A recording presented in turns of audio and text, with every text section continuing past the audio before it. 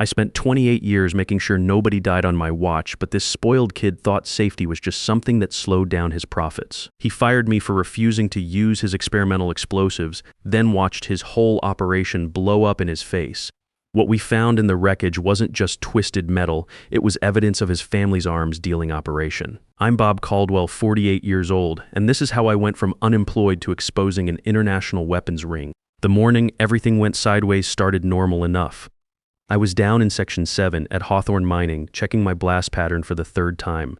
24 holes, each one loaded with ANFO and timed to drop 50,000 tons of limestone exactly where we needed it. My multimeter showed green across all circuits. Good to go. That's when I heard footsteps on the gravel behind me. Wrong kind of footsteps, too light, too quick. These weren't work boots. Caldwell. I finished my continuity check before turning around. Braden Hawthorne Jr. was standing there in his designer safety gear, checking some fancy watch that probably cost more than my truck. 29 years old, fresh MBA, and he'd been running this place for exactly 3 weeks, Mr. Hawthorne, I said, wiping my hands on my coveralls. You're inside the blast zone. We go live in 25 minutes. Change of plans. He was already pulling out his phone. I've got precision charges coming in 10 minutes. Half the yield, twice the accuracy. My blood pressure went up about 20 points. What precision charges? I haven't seen any safety data. That's the beauty of it, Braden said, like he was explaining something to a child. These are military-grade demolition charges, modified for civilian use. My contact at a defense contractor hooked us up. I stood up slowly. This kid was talking about using untested explosives on a live site. We stick with the approved ANFO pattern. That's what's been calculated for this geology. Come on, Caldwell. This isn't 1995. We're talking precision engineering here, not your grandfather's dynamite sticks. Kid, I said, keeping my voice level, I've been doing controlled demolition since you were in middle school. You don't experiment with unknown explosives. His face went red. I'm not kid, I'm your boss, and I didn't bring you back from the Stone Age so you could lecture me about innovation. The thing is, Section 7 sits right on top of a geological fault. I'd been mapping it for months, calculating blast patterns that would work with the unstable rock layers. Switch to different explosives with unknown burn rates, and all that careful planning goes out the window. The answer is no, I told him. We use tested procedures or we don't shoot at all. That's when Braden's eyes went cold. You're fired. Caldwell. He grabbed his radio. Security to Section 7. And Danny, get over here. You're taking over the blast. Danny Sullivan came running over from the equipment truck. Good kid, 23 years old, 6 months into his apprenticeship with me. The look on his face when he heard what was happening, pure terror. Sir, I'm not certified for lead blaster, Danny said, his voice shaking. Bob's been training me, but you have provisional credentials. Braden cut him off. That's enough. The new charges will be here in 5 minutes. I stepped between them. Danny, listen to me. You don't know the characteristics of these explosives. If you mistime the delays on this fault line, stop talking to my employee, Braden shouted. 2 security guards were already walking over. I knew both guys. They looked miserable about the whole thing. Sorry, Bob, one of them muttered. I looked at Danny one last time. The kid was holding that detonator like it might explode in his hands. Danny, I called as they walked me toward the gate. Check the burden distance on holes 18 through 24. If it's less than 8 feet, you deck those charges. You hear me? They drove me off the property, but I didn't go home. Instead, I took the old logging road up Miller's Ridge about 3 miles away with a clear view of the quarry valley. I parked my truck and waited. At 9:47 a.m., I felt it through the suspension before I heard anything. Not the sharp crack of a controlled blast, but a deep rolling boom that went on way too long. Wrong frequency, wrong duration. I got out and looked toward the valley. The dust cloud rising up wasn't the gray limestone dust you'd expect. It was brown and black. My phone rang before the sound even finished echoing off the hills. Bob, it was Tony Ricci, our union rep. Please tell me you weren't anywhere near Section 7. I'm up on Miller's Ridge. What happened? Danny tried to follow your pattern, but those charges burned too fast. The sequence got compressed. Instead of dropping the rock into the pit, it blew backward toward the facility. My stomach dropped, casualties, 4 injured, including Danny. He's alive, but they're airlifting him to Pittsburgh. And Bob, the blast didn't just take out the processing plant. It collapsed part of the old Section 4 tunnel system. Section 4 had been closed for 15 years, supposedly flooded out. But that brown dust cloud was telling a different story. Tony, I said, I'm coming back. Don't. Braden's already telling everyone you sabotaged the charges before you left. He's saying you rigged them to fail out of spite. I hung up and dialed a number I hadn't used in years. Casey Reynolds, my old ATF contact from when I was disposing of leftover ordnance after getting out of the Marines. Casey, it's Bob Caldwell. I need to cash in that favor. You sound like you're calling from a disaster zone, Bob. What happened? Not a disaster zone yet, I said, watching emergency vehicles stream toward the quarry. But it will be if you don't get down to Hawthorne Mining in the next 2 hours. By evening, my face was on the local news. They were calling it an industrial sabotage incident, and I was the disgruntled former employee who'd supposedly rigged the blast to fail. The reporter made it sound like I'd blown up the place out of spite. I spent that night in my garage workshop, documenting everything. Every conversation with Braden, every safety protocol he'd ignored, every warning I'd given about those experimental charges. The Marines taught me to keep detailed logs, and those logs were about to save my reputation. Casey called at 11 p.m. Bob, I'm on scene with a joint ATF-BI task force. We need to meet. I'm listening. Those precision charges your boy used, they're modified M183 demolition charges. Someone stripped the military casings and repackaged them for civilian use. That makes this federal jurisdiction. Where did Braden get them? Still working on that. But when the blast collapsed that tunnel entrance, we found something interesting. Can you meet me at the old Section 4 access road in an hour? I drove out there in the dark, following Casey's government SUV down a muddy trail I hadn't used since Section 4 closed. She had 2 other agents with her, all wearing tactical gear. Local fire department found this checking for gas leaks, Casey said, pointing to where the tunnel entrance used to be. I shined my flashlight into the opening. Instead of the flooded tunnels I expected, I saw a dry storage space with military-grade shelving.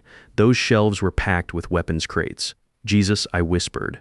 AK-47s, RPGs, even some Stinger missiles, Casey said. This isn't just a mining operation, Bob. Hawthorne Sr.'s been running an arms-dealing network. The quarry was cover. What about his son? That's where it gets interesting.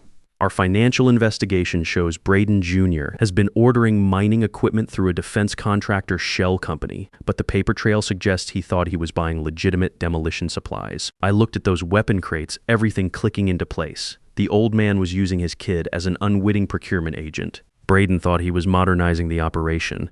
He was actually buying illegal weapons, which means when you refused to use those modified charges, you probably prevented something much worse. If those explosives had been used in any other configuration, we might be looking at multiple casualties. The next 3 days were chaos.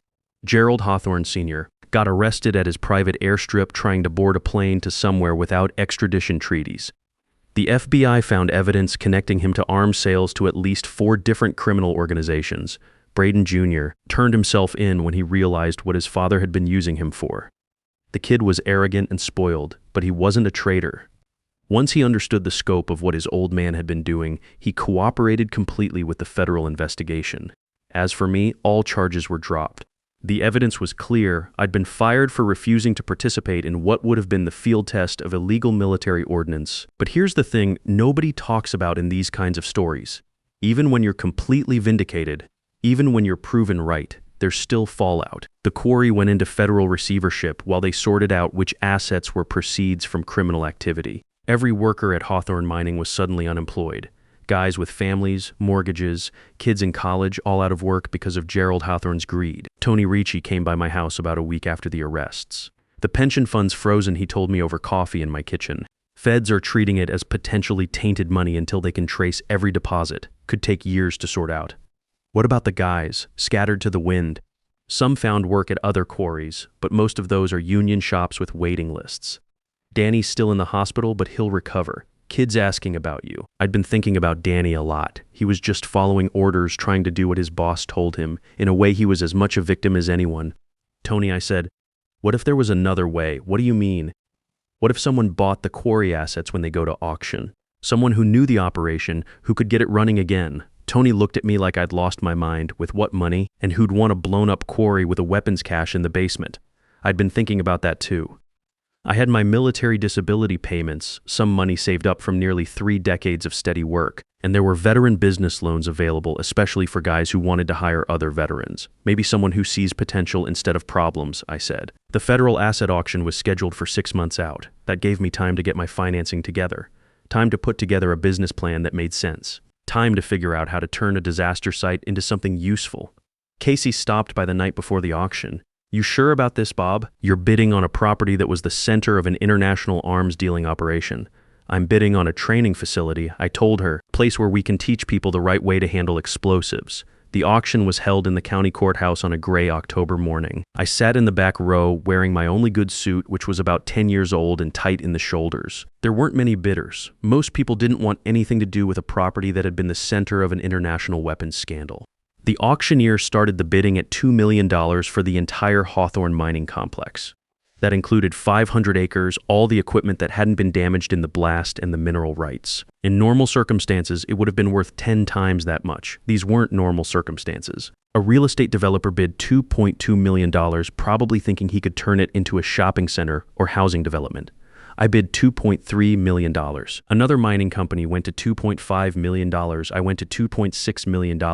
The bidding stalled there. Everyone else was doing the math on cleanup costs, environmental assessments, and the PR nightmare of being associated with the Hawthorne name. I was thinking about something different, potential. Going once, going twice, sold to Mr. Caldwell for $2.6 million. I walked out of that courthouse as the owner of what most people considered a contaminated industrial site, but I saw it differently. I saw the most realistic explosive training facility on the East Coast.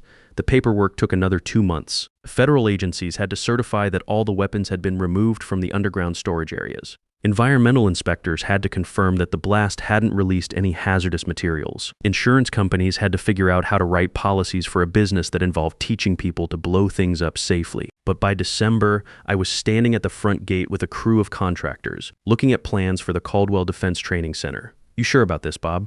Tony Ricci asked. He was helping me coordinate the renovation work. "Lot of bad memories in this place. That's exactly why we need to do this," I told him.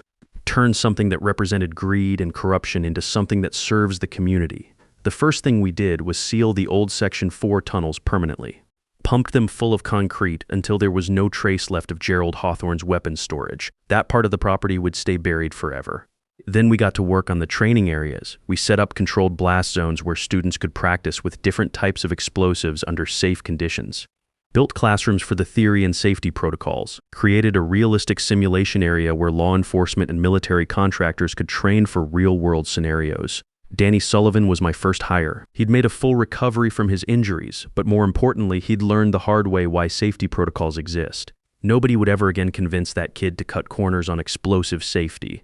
"You really want me back?" Danny asked when I offered him the job. "After what happened?" "What happened wasn't your fault," I told him. "You were put in an impossible situation by someone who should have known better. But you learned from it, and that's what makes you valuable now." Casey Reynolds helped me navigate the federal licensing requirements. Turns out there's a lot of paperwork involved in running a legitimate explosives training facility. Who knew? The ATF is actually excited about this, she told me one afternoon as we reviewed the permits. There aren't many places where law enforcement can get realistic demolitions training. Most of it's theoretical classroom stuff. "That's the problem," I said. "You can't learn to handle explosives by reading about it. You need hands-on experience under controlled conditions." By spring, we had our first class of students. 25 guys from various police bomb squads learning advanced demolitions techniques. Watching them work through the safety protocols I'd developed, seeing them understand why each step mattered, that was better than any paycheck. But the real satisfaction came a few months later when Braden Hawthorne Jr. showed up at my office. He'd served 18 months in minimum security federal prison. Part of his plea agreement included cooperation with ongoing investigations into his father's network. When he got out, most people in the industry wouldn't touch him with a 10-foot pole. "Mr. Caldwell," he said, standing in my office doorway like a kid called to the principal. "I know I have no right to ask, but I was wondering if we could talk." I gestured to the chair across from my desk. He looked different, thinner, humbler. Prison had knocked the arrogance out of him. "I wanted to apologize," he said, "for everything, for firing you, for not listening, for putting Danny and the others at risk. I thought I knew better, but I didn't know anything." "Apology accepted," I said. "What are you planning to do now? That's what I wanted to ask you about." "I've been thinking about what you said that day, about safety protocols and proper procedures. I'd like to learn how to do things the right way." I studied his face. The cocky MBA who'd fired me was gone. This was someone who'd been humbled by consequences. "I might have a position open," I said. "Safety compliance officer. Making sure all our training programs meet federal standards, but it would mean starting at the bottom, learning the business from scratch." "I'd like that," he said. "I'd like to learn how to do something useful." So I hired Gerald Hawthorne's son to help run the business I'd built on the ruins of his father's criminal empire. Some people thought I was crazy, but I've always believed in second chances. The irony wasn't lost on me. The spoiled rich kid who'd once called me old school was now learning safety protocols from the ground up. He was good at it too, once he stopped thinking he knew everything. Tony stopped by one evening as I was finishing up some paperwork. We stood on the porch of the main office, looking out over the training areas where tomorrow's class would be learning proper blast techniques. "You ever think about what would have happened if you just used those experimental charges that morning?" Tony asked. "All the time," I said. "If I'd compromised that morning, if I'd let him use those experimental charges, we never would have discovered the weapons cache. Gerald Hawthorne would still be running guns to terrorists, and his son would still be an unwitting accomplice. So getting fired was the best thing that happened to you. Getting fired was the best thing that happened to a lot of people I corrected, including Braden." 3 years later, the Caldwell Defense Training Center is booked solid 6 months in advance. We train bomb squad officers from 12 different states, military contractors preparing for overseas deployment, and federal agents who need realistic explosive scenarios. Danny runs our advanced demolitions course, and he's become one of the best instructors I've ever seen. Braden manages our safety compliance program and has probably prevented more accidents in 3 years than most people see in a career. He still drives a nice car and wears expensive clothes, but now he earned them through competence instead of inheritance. The old Section 7, where everything started, is now our main training pit. Students learn proper blast patterns on the same geology that nearly killed 4 people when handled incorrectly. There's a plaque there that reads, "Expertise earned through experience, respect the process." Last month, Casey Reynolds brought a group of new ATF agents through our program. Watching them practice evidence collection techniques on a simulated crime scene, I couldn't help thinking about how different things could have been if Gerald Hawthorne had succeeded in his plans. "You've built something special here, Bob," Casey told me as her agents packed up their gear. "This place has trained over 500 law enforcement officers in the past 3 years. It's not about the numbers," I said. "It's about making sure they go home safe to their families. That's really what it all comes down to. Every safety protocol, every procedure, every time we make someone repeat a sequence until they get it right, it's about bringing people home alive." The local newspaper did a feature story about us last year, calling it a remarkable transformation. They interviewed some of the workers who lost their jobs when Hawthorne Mining collapsed. Most of them said they were grateful the truth came out, even though it cost them their livelihoods in the short term. "Better to be unemployed than to unknowingly work for criminals," one of them told the reporter. "Danny's become something of a local celebrity. High schools invite him to speak about workplace safety and the importance of speaking up when something doesn't seem right. He tells students about the morning he almost died because he was afraid to challenge authority. Mr. Caldwell saved my life by refusing to compromise on safety," he always tells them. But more than that, he showed me that doing the right thing isn't always easy, but it's always worth it. Braden gives talks too, mostly to business school students about corporate responsibility and the dangers of cutting corners. His story resonates with young executives who think they can disrupt traditional industries without understanding why those traditions exist. "Innovation without expertise is just expensive failure," he tells them. "And in some industries, failure means people die. I'm 51 now, getting closer to an age when most people start thinking about retirement. But I can't imagine doing anything else." Every class that graduates from our program represents dozens of potential disasters prevented, hundreds of lives protected. We've expanded beyond just explosive training. We now offer courses in hazardous materials handling, industrial accident investigation, and workplace safety management. Companies send their supervisors here to learn how to maintain safety standards under pressure. The waiting list for our programs keeps growing. There's talk of opening a second facility in Texas, maybe a third in California. But growth has to be done carefully, with the right people who understand that this isn't just a business, it's a responsibility. Sometimes I walk through the facility in the evening, after the last class has finished. The buildings are quiet, the equipment secured, everything ready for tomorrow's training. It's peaceful in a way that the old Hawthorne Mining never was. Gerald Hawthorne is serving 15 years in federal prison. His appeals have been denied, and word is he's not handling incarceration well. I don't take any pleasure in that. I just hope other people in positions of trust understand that actions have consequences. The weapons he was selling ended up in the hands of criminal organizations in 3 different countries. The ATF estimates that shutting down his operation prevented those weapons from being used in terrorist attacks that could have killed hundreds of innocent people. Tony Ricci retired last year and now works part-time helping us coordinate with union training programs. He jokes that this is the first job site he's ever worked where management actually listens to safety concerns. Used to be you'd report a hazard and get told to work around it. He told our latest batch of supervisory trainees. Here you report a hazard and everybody stops what they're doing until it's fixed. That's how it should be everywhere, but it isn't. Too many bosses still think safety is something that slows down production instead of something that protects their most valuable asset, their people. Looking back on that morning 3 years ago, I realized that getting fired for doing the right thing was the best thing that ever happened to me. It forced me to take everything I'd learned over nearly 3 decades and figure out how to use it to make a real difference. The sign at our front gate reads Caldwell Defense Training Center, where experience meets expertise. But the unofficial motto, the one we tell every new student, is simpler. Everybody goes home safe. You know what? In this business, in this world, that's not just a motto, it's a promise we work every day to keep. Here's what I learned from all this. Experience isn't just about how long you've been doing something. It's about understanding why procedures exist and having the courage to follow them, even when somebody with authority tells you to cut corners. Your expertise has value, whether you're handling explosives or managing spreadsheets. Don't let anyone convince you that innovation means ignoring everything you've learned. And remember, doing the right thing isn't always easy, but it's always worth it. Stand your ground when safety is on the line.